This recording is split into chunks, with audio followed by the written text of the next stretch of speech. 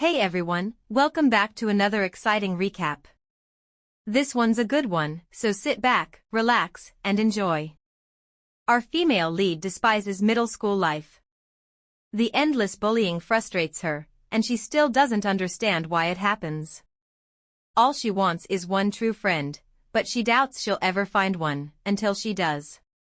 Her classmates aren't the best, but she's relieved to have moved on to high school, especially since she finally gets to attend the same school as Rishjan. One day, as she walks through school, she bumps into Rishjan, who immediately asks why she was late, worried she might have run into trouble.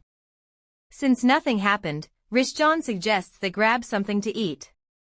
Over their meal, Rishjan asks again about her lateness, wondering if she was busy. She explains that she accidentally fell asleep in class but was lucky a classmate woke her up. Curious, Rishjan asks if she's made a friend. She quickly clarifies that it was just a classmate, adding that if someone like her could actually find a friend, it would be nice. Listening to her ramble, Rishjan suddenly suggests they head to the gym so she can teach her basketball, something different to take her mind off things. She hesitates, but before she can refuse, Rishjan grabs her hand and pulls her toward the court. As they walk, a girl suddenly calls out, sharply asking why Rishjan is dragging her little sister to play today. Eiko quickly whispers to Rishjan to ignore them and head back. But before Rishjan can respond, a guy jumps in, mocking her for wasting time as a babysitter. Before he can finish, Rishjan grabs him by the collar, daring him to repeat himself. He keeps up his annoying attitude, pushing his luck. Just as she's about to throw a punch, Eiko stops her, reminding her they don't need trouble with those other students. Rishjan hesitates, then loosens her grip, until the guy scoffs and calls them cowards. That's the last straw. She shoves him into the bush behind him and warns that next time, she won't let it slide.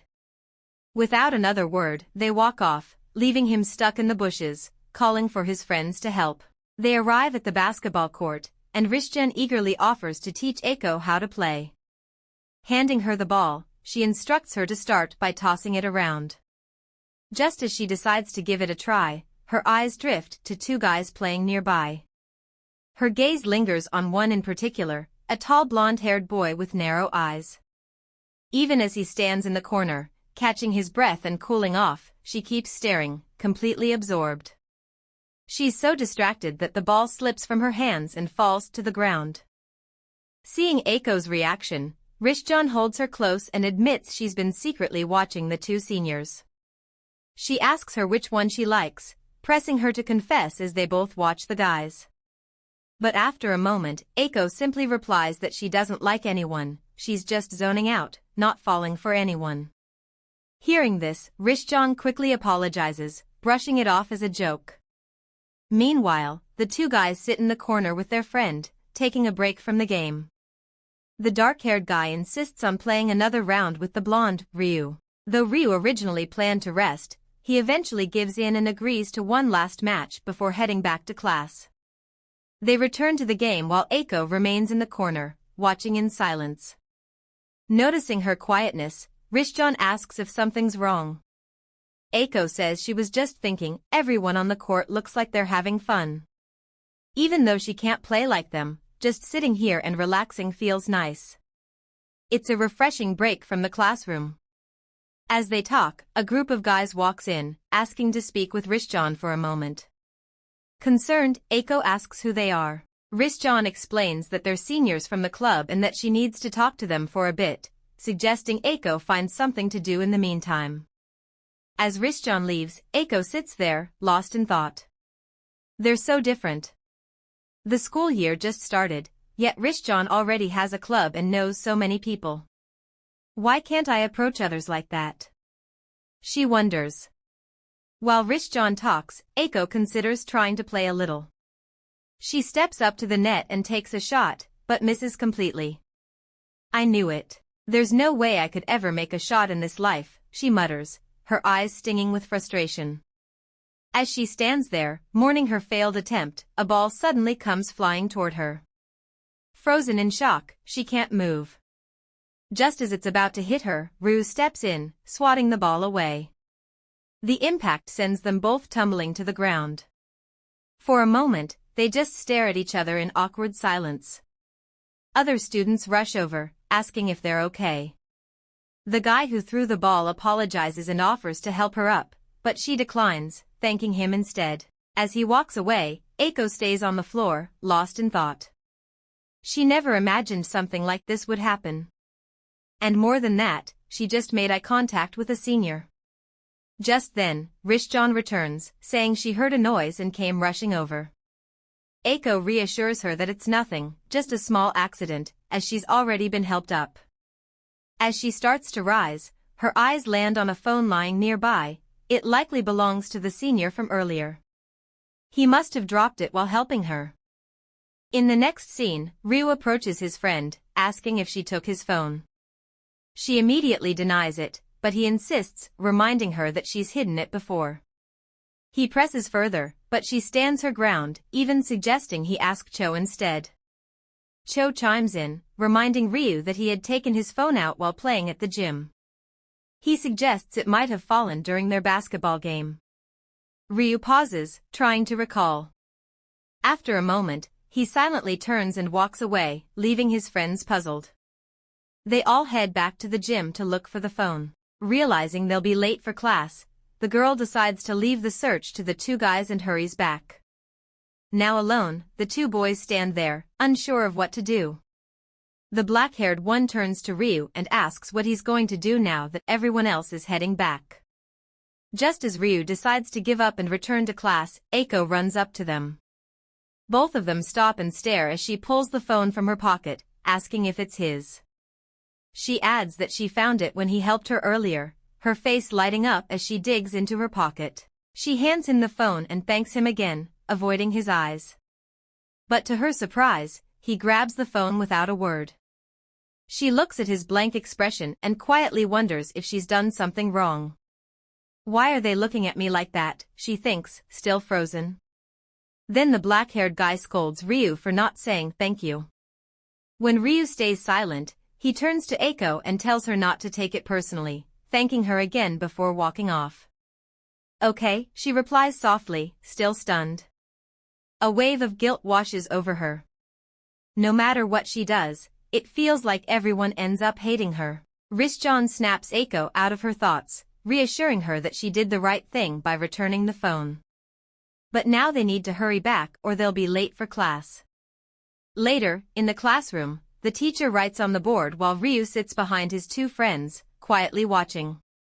When the teacher turns to give instructions, the black-haired guy leans over and whispers to the girl, "Mommy," telling her to stop playing with her phone and pay attention. She replies with a smirk, saying there are too many students for the teacher to randomly call on her. He warns her again, saying he's more worried about her phone getting confiscated. Trying to get under Ryu's skin, Mommy turns and says she's not like some people who lose their phones in panic. Ryu stays silent for a moment, then calmly reports that Mommy is playing with her phone in class. She immediately denies it and claims he's lying, but the others back up his story. In the end, the teacher punishes her. Later, while carrying worksheets to the teacher's lounge, Mommy grumbles about boys being the worst and quietly wishes she had a female friend. As she walks down the hall, two guys rush past her, eager to catch a game. They accidentally bump into her, sending the stack of worksheets flying. Frustrated, she drops to the floor and curses after them. Just then, Eiko steps out of a nearby door, lost in thought about shopping alone since Rishjan has club activities. She pauses, then spots Mommy on the floor, gathering the scattered worksheets. Seeing Mommy struggling to gather the papers, Eiko walks over and offers to help. Mommy thanks her, and once they finish, she asks for Eiko's name. But before she can answer, Mommy's phone rings. Ryu is calling. Her mood instantly sours. Picking up on the tension, Eiko quietly stands and walks away. Not the best timing for a phone call. Later, Eiko hurries through the shopping center, trying to finish up before it gets too late. After paying 1,850 yen for her items, she's surprised by how much it costs, more than she expected. With her budget tighter than planned, she decides she'll have to settle for a discounted bento for dinner. Meanwhile, the three friends sit together in the cafeteria, talking over what happened in class while they eat. Mid-conversation, Mommy spots Aiko walking by and immediately recognizes her from earlier. She suddenly stops, causing the guys to ask where she's going, but she just says, "I'll be back." She rushes over to Aiko, gently taps her shoulder, and asks if she remembers her, the girl she helped with the papers. "Yes, I remember," Aiko replies with a warm smile. Mommy says she never got her name and offers to treat her to a meal to say thank you. Aiko hesitates, unsure, but when Mommy mentions that she's eating with a friend nearby, she finally agrees. As they return to the table, Aiko realizes that the friend Mommy mentioned is the same blonde senior she saw earlier. The moment they arrive, the black-haired guy recognizes her and quickly asks if she's the one who found the phone at the gym. Aiko nods in response. He smiles and introduces himself. "I'm Nishida Sho, second year in Class A." Then Mommy chimes in, "I'm Sita Mommy, also in Class A, and the guy next to Sho is." She trails off when she sees Ryu looking away, clearly avoiding the introduction. Irritated, she yells at him, asking if he's just going to stay quiet. She scolds him for being rude and tells him to show some basic manners. After some back and forth, Ryu finally mutters, "Sita Yuryu." Aiko freezes, he actually spoke. The quiet, cold senior finally said something. She introduces herself too, unable to take her eyes off him. Ryu always looks at her with such distant, unreadable eyes that she can't begin to guess what he's thinking. As they eat, Mommy tells Aiko that she and Ryu share the same last name because they're cousins, and that Ryu is the older one. While Mommy speaks, Aiko just keeps staring at Ryu, even though he's looking elsewhere. Sho then turns to Aiko and says, "I didn't expect you to be the one helping Mommy with her documents, she just told me about it." He follows up by asking why she's out shopping alone. Aiko explains that her friends were busy today, so she had to come by herself. A moment later, she turns to Mommy and thanks her for inviting her to lunch, calling her Mommy Senpai. Mommy smiles and says she's not really used to being called that, so Aiko should just call her Mommy. When Aiko asks if that's really okay, she replies that she'd rather they talk to each other like friends. Sho jumps in with a grin, saying that being called senpai makes him feel old and he can't deal with it. He and Mommy share a playful back and forth, but Aiko quietly observes something. No matter what's going on, Ryu stays silent and doesn't seem to care about anyone around him. Mommy then suggests they walk around a bit more before heading back after lunch. She says she can't stay out too late since her dorm is far from the city center and she doesn't know the area well after dark. Wanting to help, Mommy offers to drive Aiko back. Since she invited her, she feels responsible for getting her home safely. Sho agrees and says it's risky for her to go alone, so he offers to take her back to the dorm too. At first, Aiko looks unsure, but Mommy reassures her that Sho is completely harmless and encourages her to accept his offer. Going back alone can be difficult. Later, as they walk, Mommy asks if Aiko isn't going to order anything with her, but Aiko says she's full. Unexpectedly, Sho asks if what she's carrying is heavy and offers to help. She politely declines, but silently thinks about how kind he is. Noticing her hesitation, Mommy leans over and whispers that she should let Sho carry the bags. If Sho isn't around, she ends up doing it all herself, because Ryu never lifts a finger. Is it really that bad? Aiko asks. Mommy nods and says that even though Ryu looks approachable, he's actually not someone worth trusting. She warns that he may have a handsome face, but it's misleading, he's the complete opposite on the inside. Right then, Ryu finally speaks up, saying he can hear everything, and if Mommy's only going to talk badly about him, she should just stay quiet. Caught in her thoughts, Aiko reflects on what Mommy said. Mommy insists Ryu isn't someone to be close with, but maybe that's just her personal view. After all, they've known each other since they were kids. Aiko can't help but feel that Ryu is someone worth understanding. But if she tries to get closer, will he still treat her the same cold way he did today? As they stop in front of a claw machine, Mommy notices Aiko staring at it and asks what's caught her attention. Aiko says she just thinks the plushies look cute. Without missing a beat, Mommy asks if she wants one, then quickly calls Sho over to try and win one for her. Sho admits he's not great with claw machines, but he's willing to give it a shot. As he starts, everyone watches the claws slowly move into place and the tension is obvious on their faces. Just when it looks like he's got it, the plushie slips and falls back inside. Mommy laughs and suggests they try again. While all this is going on, Ryu watches silently from the corner. Then, without a word, he steps forward and tries his hand at the machine. To everyone's surprise, he wins the plushie. Mommy thanks him and admits she didn't know he was any good at these kinds of things. Jokingly, she says she thought all he had going for him was his looks. She hands the plushie to Eiko, and they all start making their way back. As Eiko looks at the plushie in her hands, she reflects. Ryu probably thought this was all a waste of time and didn't have kind words for anyone.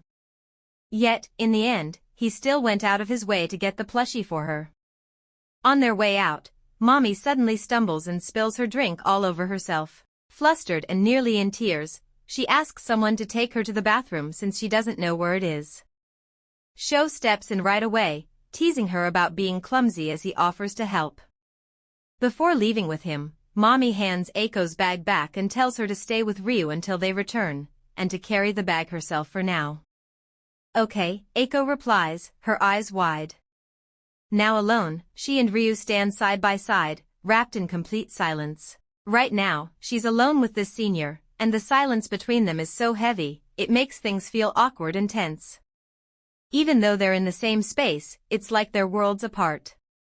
He just keeps staring at his phone, not once looking her way, and she has no idea how to start a conversation. It feels like he's deliberately avoiding talking to her. She senses that if she stays quiet much longer, the atmosphere will only get worse. So, deciding to break the silence, she begins to thank him for holding the plushie, only to turn and see that he's no longer there. She catches sight of him walking away and quickly asks where he's going, but he keeps walking without looking back, heading toward the elevator. She watches him and wonders if he's really planning to leave. Should she follow him or stay here and wait for Senior Cho and Mommy? She's unsure. Just then, Ryu steps into the elevator and says his friends messaged him, asking him to wait downstairs. He asks if she's coming or not, and that small question makes her choice easier. She follows him into the elevator, relieved the decision has been made for her. As they ride down, she falls into her thoughts, realizing how quiet things have been between them from the very start. When the elevator stops on the 4th floor and other people begin to enter, Ryu suddenly grabs her backpack and pulls her gently back. He tells her to stop standing still, reminding her that others need to get on. That's when she snaps out of her thoughts and returns to the moment. She looks up at him, feeling embarrassed as her face grows warm. She quickly apologizes and meets his cold gaze for a brief second before looking away. It feels like Eiko has messed up again. As she lowers her eyes, she suddenly feels small and out of place. She wonders why people had to enter the elevator right at that moment, especially now that she's standing so close to Ryu. But unlike her, he looks completely unaffected. He smells faintly of a mature, grown-up scent.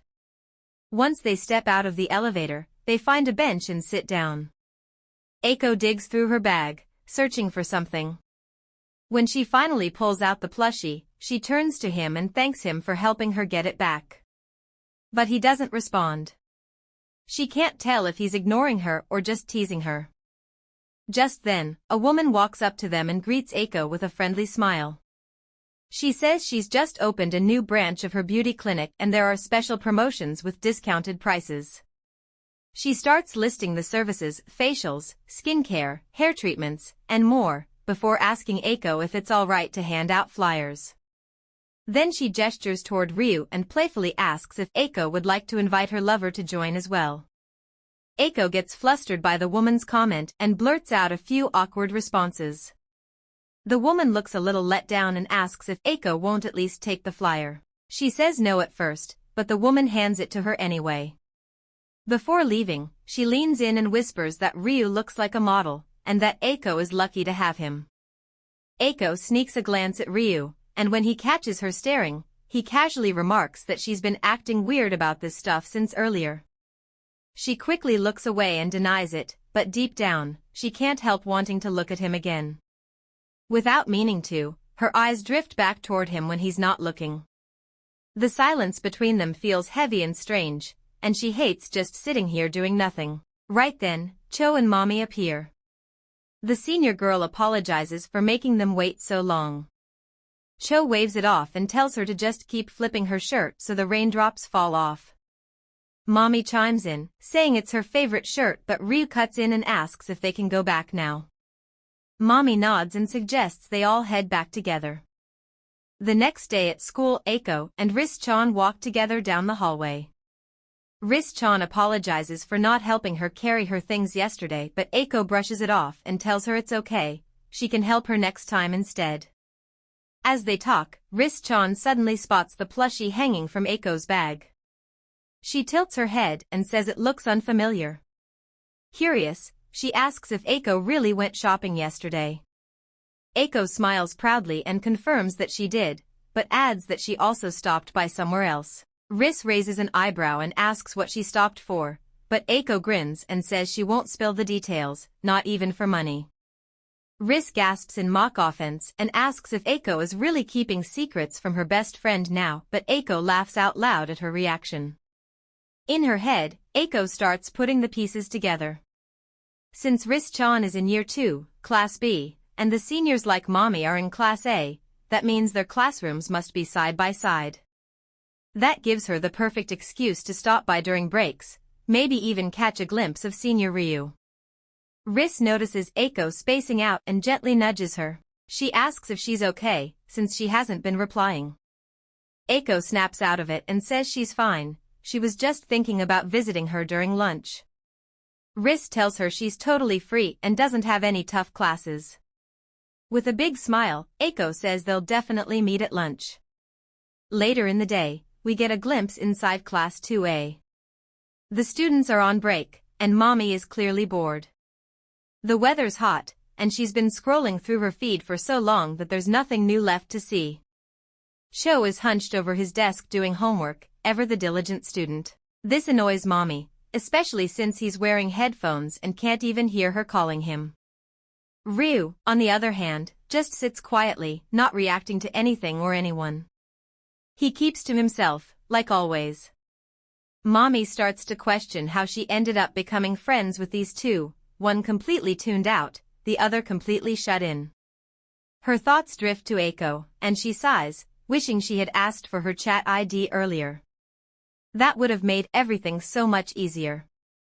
Just then, Ryu stands up, and Mommy immediately calls out, asking where he's going. He casually replies that he's going out to smoke. Seizing the moment, Mommy tells him to grab her some snacks while he's at it, maybe chocolate sticks or strawberry jelly. But Ryu doesn't even flinch. He coolly replies that he's not taking orders from anyone, and if she wants something, she should get it herself. Mommy jumps to her feet, yelling after him to repeat what he just said. He doesn't bother. Scoffing, she crosses her arms and shouts that he better remember this moment. Next time he asks her for help, she won't lift a finger. She mutters to herself, annoyed that he can't even do her one small favor. In the hallway, a classmate clings to Ryu's arm, trying to stop him. She asks where he's going and begs him to stay and chat for a while. She complains that they barely get to sit near each other and says she wants to get closer to him. But Ryu coldly pulls his arm away and tells her flatly that he has nothing to talk about with someone like her. Frustrated, the girl watches him walk off and thinks to herself that it's always the same with him. She can't figure out what kind of girl Ryu actually likes, he's always so distant. She's the most popular girl in school, and yet he ignores her completely. Maybe he likes girls who flirt more? Her friend chimes in and jokes that if she wants someone easier to deal with, she should try flirting with Cho instead. He's not as difficult as Ryu. The girl admits that Cho is good-looking, but says she's not into boring guys. Guys like that just aren't thrilling. Ryu, at least, has better taste and edge. She finishes by saying that Cho's the kind of guy Mommy can have all to herself. Back in the classroom, we get a glimpse of Cho's notebook. he's quietly sketching a beautiful girl. Meanwhile, in the hallway, the popular girl adds that if she did mess with Cho, mommy would definitely have something to say about it. Back in Aiko's classroom, she finishes her morning homework and decides to give her hand a break. Riz-chan is probably waiting for her by now, maybe even for a while. Aiko thinks it might be a good idea to take Riz to meet mommy and the others, especially since their classrooms are right next to each other. For once, she feels like she's actually made friends at school. The people here aren't as bad as she originally thought. Maybe she was overthinking things, convincing herself she couldn't get along with anyone. As she walks through the hallway, she accidentally bumps into a group of students. One of the boys immediately snaps at her, telling her to watch where she's going. Aiko quickly apologizes, saying she didn't mean to. But the boy suddenly recognizes her as the girl from the day before, the one Riz-chan had threatened to punch and tossed aside. He smirks and asks where her loudmouthed friend is today. Aiko stiffens, a cold sweat breaking out across her back. The boy comments that the two of them are usually stuck together, then mockingly asks if they've had a fight. His friends start laughing, clearly enjoying the situation. The boy adds that it's a shame Riz isn't around, he would have loved a chance to get back at her for how she treated him yesterday. She really got on his nerves. Not wanting to stir up more trouble, Aiko quietly turns and starts walking away. But the boy grabs Aiko's arm before she can get away and asks where she thinks she's rushing off to. He smirks and says he's not letting her go that easily. Annoyed and alarmed, Aiko tells him to let go and calls him an idiot. Then she yells out for help. One of the boy's friends quickly moves behind her, grabs her, and covers her mouth. He tells her to shut up, and then pulls out a small blade. Holding it close, he threatens her. If she doesn't want to get hurt, he says, she'd better do exactly as he says. He flicks open the blade for emphasis, his voice low and threatening. He tells her that since they've bumped into each other, they might as well have a little chat. After that, he promises they'll let her go. But first, he warns her not to scream when he removes his hand. If she does, he can't say what might happen. The moment his hand drops from her mouth, Aiko's eyes widen in panic, but she keeps her lips tightly shut. The boy smirks and calls her an obedient little lamb, then drapes an arm over her shoulders. His friend leans in, comments that she's actually pretty cute up close, and that she smells good too. One of the others tells him not to scare her like that, but the boy laughs it off, saying he's just kidding. Another points out that Aiko's trembling, and they all burst into cruel laughter. The boys lead Aiko down the hallway and over to the girl from earlier, the one who was clinging to Ryu. She's leaning against the wall, casually puffing on a cigarette. One of the boys grins and announces that he's brought them a new bee. The girl looks up, eyes narrowing as she spots Aiko. A cruel smile spreads across her face, and she asks how he managed to pull this off. He shrugs and says he just happened to run into Aiko while she was walking alone. Pretty pathetic, right? He adds with a mocking laugh. At the far end of the hallway, we see Ryu, also smoking, silently watching the scene unfold. After a moment, he speaks up, calm but firm. He tells the girl and her group to knock it off, then adds with a cold edge, give it a rest. Are you all that bored, or just looking to try something new? Riz-chan sits in class, staring at her phone and waiting eagerly for Aiko's reply, completely unaware of what's happening to her friend. Meanwhile, the girl carrying Aiko mocks her and asks the boys why they didn't bring Aiko's friend too. Suddenly, one of the boys jokes that the others are interested in Aiko, leaving her confused about what he means, until she realizes they're just teasing her. Out of nowhere, the girl suggests playing a guessing game, and to Aiko's shock, she asks her the color of her underwear. Sensing where this is going, Aiko quickly turns to run, but the boys grab her and drag her back. She screams for help, but the girl laughs and tells her to scream all she wants, no one will come. As Aiko struggles, her cries echo through the air, catching Ryu's attention as he smokes nearby. The girl tries to pull off Aiko's shirt, bringing tears to Aiko's eyes as memories rush back, how weak she used to be, how Riz-chan always saved her, and how others pitied her for being a coward.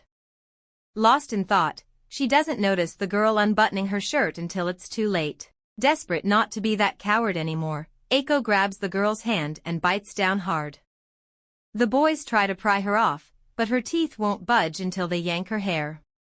Speechless and trembling, Eiko just stands there, tears welling up as the girl slaps her again and again. Before Ryu can reach them, the boys shove Eiko into the pool. He confronts them while she splashes and cries for help, but the girl insists she just fell in. Ryu glares at them, and they quickly leave, whispering about what to do if Eiko reports them. With her strength fading, Eiko sinks beneath the surface, silently praying for help, until Ryu dives into the water to save her. He pulls her out of the pool and tries to resuscitate her. After a tense moment, she coughs and finally opens her eyes. Her vision is blurry, and she can barely make out the figure in front of her. Hearing her name, she weakly asks if the person knows her. Before she can grasp what's happening, Riz-chan rushes over and asks Ryu if Eiko drowned, but he doesn't answer. Instead, he changes his wet shirt and starts to walk away. "What happened to my friend? How did you end up here?" Riz-chan asks, clearly worried. Ryu simply replies that Eiko is clumsy and fell into the water, then walks off without another word.